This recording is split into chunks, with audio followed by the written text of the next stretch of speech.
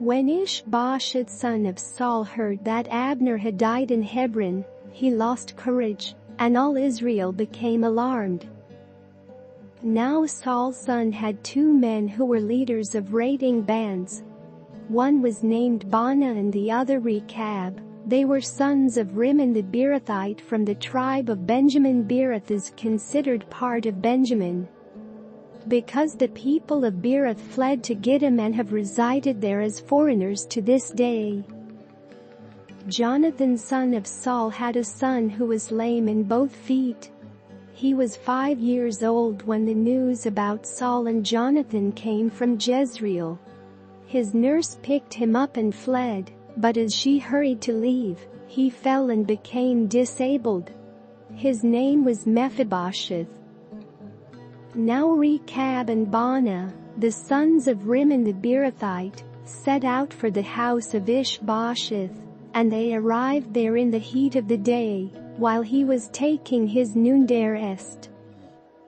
They went into the inner part of the house as if to get some wheat, and they stabbed him in the stomach.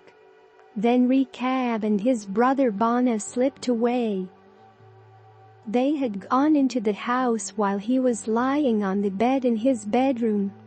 After they stabbed and killed him, they cut off his head. Taking it with them, they traveled all night by way of the Arabah. They brought the head of Ish-Bosheth to David at Hebron and said to the king, "Here is the head of Ish-Bosheth son of Saul, your enemy, who tried to kill you. This day the Lord has avenged my lord the king against Saul and his offspring." David answered Rekab and his brother Baanah, the sons of Rimmon the Beerothite, "As surely as the Lord lives, who has delivered me out of every trouble. When someone told me, 'Saul is dead,' and thought he was bringing good news, I seized him and put him to death in Ziklag.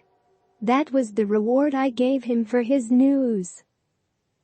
How much more when wicked men have killed an innocent man in his own house, and on his own bed should I not now demand his blood from your hand, and rid the earth of you?" So David gave an order to his men, and they killed them.